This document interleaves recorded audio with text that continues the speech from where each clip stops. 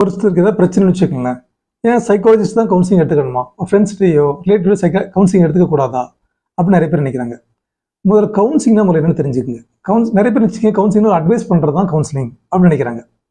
அட்வைஸுங்கிறது வேற, கவுன்சிலிங்கிறது வேற. தெளிவாக புரிஞ்சுக்கணும். ஒரு சைக்காலஜிஸ்ட் ஒரு நாளும் உங்களுக்கு அட்வைஸ் பண்ணவே மாட்டார். அது அவருடைய வேலையும் இல்லை. உங்கள் சொந்தக்காரனும் நண்பர்கள் தான் அட்வைஸ் பண்ணுவாங்க. சைக்காலஜிஸ்ட் தான் அட்வைஸ் பண்ண மாட்டார். கவுன்சிலிங்கிறதே வேற. முதல்ல தெளிவாக நீங்கள் அதை புரிஞ்சுக்கணும். ரெண்டாவது, ஃப்ரெண்ட்ஸ் டைம் ரேடியோ டைம் இல்லாமல் ஏன் சைக்காலஜிஸ்ட் வரணும் அப்படின்னாக்கா, ஃப்ரெண்ட்ஸுக்கு உங்களை பற்றி ஒரு ஐடியா இருக்கும். இவர் இப்படி தான் இருப்பார், என் நண்பன் அப்படி தான் இருப்பான் அப்படின்னு ஐடியா இருக்கும். சொந்தக்காரங்களுக்கும் உங்களை குறித்து ஒரு பார்வை இருக்கும். அவன் அப்படி தான்ப்பா இருப்பான், என்ன செஞ்சாலும் கேட்க மாட்டான்ப்பா அப்படிங்கிற மாதிரி, அவன் நல்லவன்ப்பா அப்படிங்கிற பார்வை இருக்கும். ஆனால் சைக்காலஜிஸ்ட்டுங்கிறவருக்கு இந்த மாதிரி எந்த ஐடியாவும் உங்களை பற்றி இருக்காது. அவர் உங்களை வேறொரு பார்வையில் பார்ப்பார். உங்கள்கிட்ட தான் பிரச்சனைகள் இருந்தால் அதை வெளிப்படையாக உங்கள்கிட்ட சொல்லுவார்.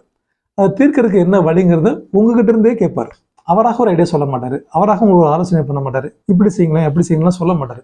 அதுக்கான தீர்வை உங்கள்கிட்ட கேட்பார். ஒரு 3-4 ஆப்ஷன் கொடுத்து இதில் எதை நீங்கள் சூஸ் பண்ண நினைக்கிறீங்க, நீங்கள் ஏதாவது ஒன்று சூஸ் பண்ணிங்கன்னா அதில் என்ன லாபம் இருக்குது, என்ன நஷ்டம் இருக்குது, இப்படி அடுத்தடுத்த கேள்விகள் உங்களை நோக்கி வந்திருக்கும். உங்கள்கிட்ட ஒரு ஆப்ஷன் வச்சுட்டு அது தொடர்ச்சியாக பல கேள்விகள்.